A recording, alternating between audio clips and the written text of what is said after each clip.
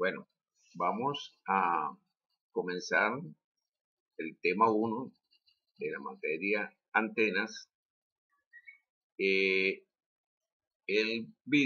tema está dividido en dos partes para hacer los tiempos de los vídeos más cortos y sea mucho más fácil para ustedes estudiarlos. En este tema vamos a hablar los conceptos básicos y constitución de la atmósfera, como se comentó en la presentación de la materia. Y bueno, en la figura de comienzo del curso hay una comunicación satelital. Una joven, por supuesto, está en la Tierra, en algún sitio, y a través de la red satelital, la señal de su voz va a ser transmitida a la antena de transmisión del sistema satelital. Esta señal es transmitida al satélite y el satélite la devuelve, en este caso, al avión porque quieren comunicarse con el avión. La figura tiene cosas interesantes. Por ejemplo, pueden ver, este es el segmento satelital de un sistema satelital, este es el segmento terreno de un sistema satelital. La comunicación es digital, porque fíjense que son ceros y unos que se están transmitiendo. Otra cosa interesante que tiene la figura es que el satélite tiene muchas antenas. Esto quiere decir que está transmitiendo en diferentes bandas y hacia diferentes sitios. Entonces, este es uno de los servicios que se pueden lograr a través de un sistema satelital.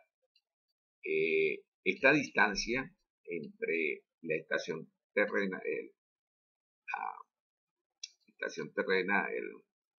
la parabólica, la antena de transmisión, hasta aquí pueden ser 65.536 kilómetros. 65.536 kilómetros. De Caracas a Mérida hay 700 kilómetros aproximadamente. Ya pueden comparar qué tan distantes están los satélites. Este es un aparato que pesa aproximadamente 4 toneladas, sin embargo se mantiene girando los años para el cual fue preparado, fue dimensionado. Para comenzar esta materia, tenemos que recordar que es telecomunicación. Las telecomunicaciones se refiere a cualquier transmisión, emisión o recepción de señales y sonido a través de un medio, fíjense, cobre, radio, puede ser fibra óptica, otro sistema electromagnético y a distancia. Fíjense que las telecomunicaciones son señales transmitidas a través de un medio. Es muy diferente de la comunicación. La comunicación es frente a frente, pues, ¿no? No necesitas un sistema para conversar con otra persona, pero cuando usted se aleja, porque usted está hablando con una persona y una de las dos se va a su casa, quieren seguir la conversación, pues requieren un sistema. Y entonces ahora no tiene una comunicación, sino una telecomunicación. Como vamos a hablar de los sistemas satelitales, las señales van a ser transmitidas por el aire. Entonces tenemos que hablar o recordar que son ondas electromagnéticas. Se refiere a las ondas que se propagan en la intensidad de un campo electromagnético y que están dentro del espectro electromagnético. Estas ondas electromagnéticas creadas por la naturaleza son muy particulares. Muy particulares. La onda electromagnética está constituida por dos campos. El campo eléctrico, que está representado por esta onda de color beige, y un campo magnético que está representado por las ondas de color azul. Aquí están magnetic field, campo magnético, electric field, campo eléctrico. Y está separada a 90 grados. Cuando se va a polarizar una señal, la antena tiene que ser polarizada para que vaya hacia la dirección que queremos, se polariza con el campo eléctrico. Esta es una convención.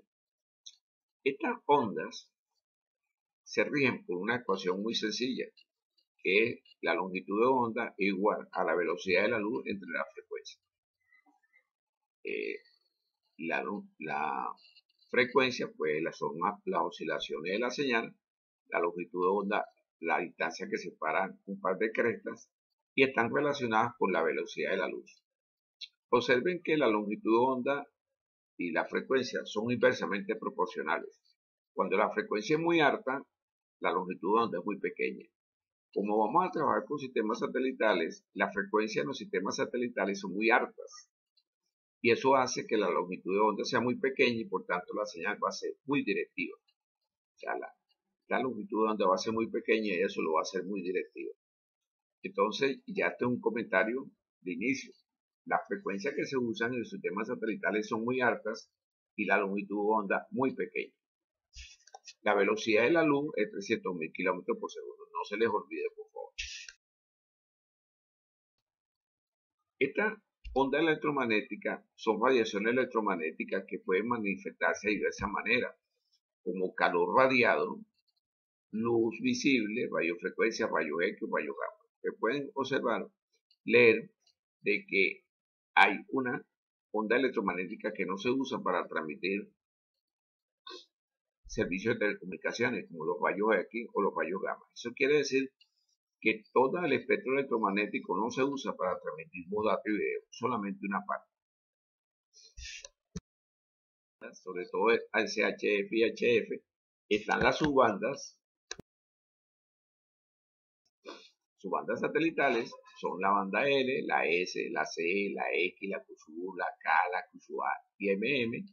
Cada una tiene su rango de frecuencia, una frecuencia mínima y una frecuencia máxima, y por tanto hay una longitud de onda máxima y una longitud mínima. Si usted aplica la fórmula y tiene la frecuencia y la velocidad de la luz, puede llegar a estos valores que están aquí. Bueno, estas son las subbandas satelitales. Aquí en esta figura que muestra todo el espectro electromagnético, todo, pero desde BLF hasta EHF están las bandas del espectro radioeléctrico, que es por donde se transmite la data y el video, o una combinación de ellas que es multimedia. Y dentro, fíjese aquí, en UHF, SHF y HF, están las subbandas satelitales. Entonces, nosotros vamos a trabajar en estos rangos que están aquí, ¿no? Observe que mientras más grande es la frecuencia, la longitud de onda es más pequeña. Si la frecuencia es muy baja, entonces la longitud de onda es muy grande.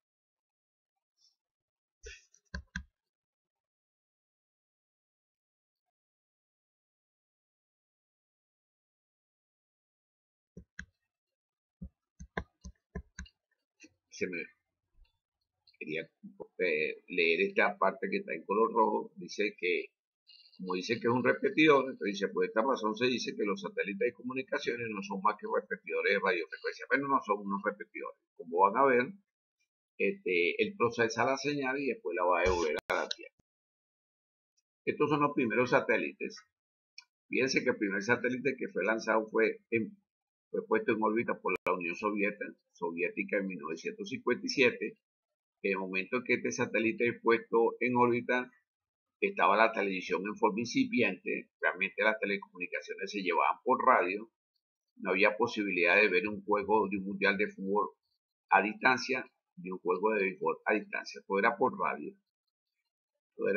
Este fue un satélite que estuvo 21 días dando vueltas.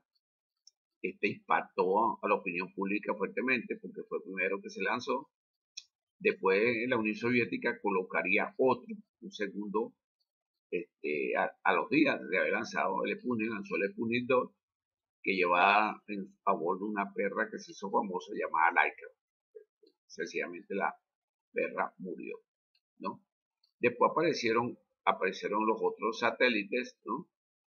Y por aquí está el primer satélite, hay un satélite que fue el primero que se usó para transmitir televisión. Uno de estos que está por aquí, que está aquí, el Telestar, ¿no? con 84 kilogramos de peso y 87 centímetros de diámetro, era capaz de recibir y transmitir simultáneamente. Fue el primero en transmitir televisión, solo operó durante algunas semanas porque sufrió averías. Ok, estos fueron los primeros. El año 57, comparado con estamos ahorita, estamos hablando como de 60, 70 años. O sea que realmente no son, este concepto o este equipo llamado satélite no es tan añejo como se piensa. Como la antena de transmisión de la Tierra y la antena de recepción del satélite están muy distantes, una distancia muy grande, y la frecuencia es muy alta, hay unas pérdidas que actúan sobre la señal que se llaman pérdida del espacio libre. Aquí está en inglés free space loss, pérdida de espacio libre, que son muy altas, porque si la distancia es muy grande y la frecuencia también, estas pérdidas que se calculan con esta fórmula son muy altas. Y esto es muy importante porque cuando se dimensiona un sistema de telecomunicaciones satelitales, uno de los puntos importantes es calcular las pérdidas del espacio libre. Usted tiene que poner en la Tierra y en el satélite una potencia tal que logre vencer esas pérdidas. Pero esta es una de las pérdidas. Hay otras pérdidas que se van a sumar a las pérdidas del espacio libre. Estas pérdidas se calculan con estas fórmulas. Hay dos fórmulas porque la diferencia es que aquí la frecuencia está en gigahertz y en la fórmula de abajo está en megahertz. Pero es lo mismo.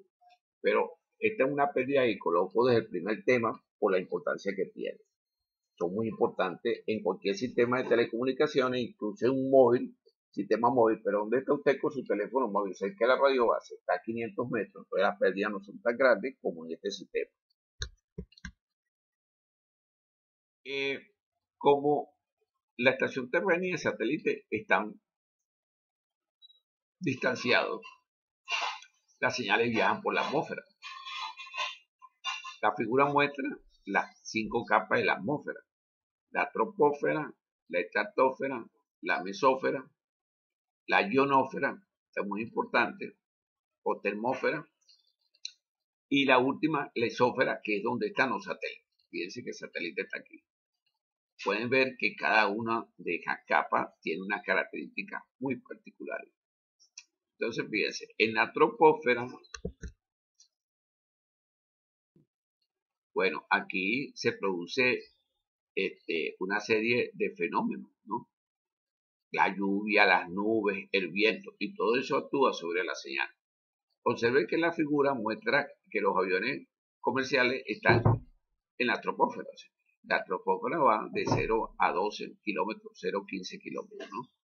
Entonces, aquí, cuando se está dimensionando un sistema satelital, no hay solamente que considerar las pérdidas del espacio libre, sino las pérdidas que producen las nubes, la lluvia y el viento. Si usted está en un país europeo, entonces tiene que considerar el granizo, la nieve, porque son países, sobre todo los que están en el norte de Europa, donde hay mucha, no solamente ventisca, sino cae mucho hielo. Okay. Entonces, fíjense, esta es la troposfera. Y es una capa donde está la capa de ozono. Recuerden que la capa de ozono es aquella que protege a los seres humanos de los rayos ultravioletas. Fíjense que aquí se pueden ver las estrellas fugaces, ¿no? Y está entre 16 y 50 kilómetros.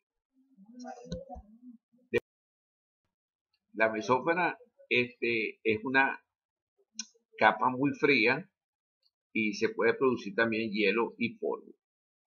Esta es la mesósfera, va entre 50 y 80 kilómetros. Y vamos a la ionosfera. Esta es una capa muy importante porque la ionosfera o termósfera es una capa conductora de electricidad. Y si conduce la electricidad, es posibilita las transmisiones de radio y televisión, ¿no? Fíjense que la figura tiene una onda de color verde, amarillo, que es esta que está aquí, y tiene estas ondas chocan contra la ionosfera y se devuelven a la Tierra. La ionosfera en las noches aumenta su tamaño y eso hace que las señales reboten con más fuerza y lleguen a distancias que en el día no se puede. Por eso es que Posiblemente en la actualidad no se dan cuenta de esto, porque ahora a través de los equipos que tenemos podemos saber lo que está sucediendo en cualquier país rápidamente. Pero este, gracias a esta ionósfera, a esta capa, hay comunicaciones de radio que de día no llegan tan lejos como llegan de noche. Lo mismo la televisión, ¿no? Cuando no existía los satélites, esto era de importancia capital, si usted quería oír emisoras de otro país. Bueno, pero de la misma manera que rebota las señales en una capa conductora de electricidad y entonces conductora de electricidad y las señales satelitales tienen que vencer la ionósfera para llegar a la capa de arriba, que es donde se van a poner los satélites. Entonces, esta capa es de vital importancia estudiarla, ¿eh? Que es la capa más externa de la Tierra, está compuesta por hidrógeno y helio y es donde se van a colocar los satélites, ¿no? Entonces pueden ver en pocas láminas que si usted va a transmitir o recibir una señal de un satélite, hay que hacer una gran cantidad de cálculos porque cada capa, sobre todo la troposfera, tiene fenómenos que producen atenuación sobre la señal. Terminado esta primera parte del tema 1. En la segunda parte vamos a ver las ventajas y desventajas de cada una de las bandas de frecuencia satelital.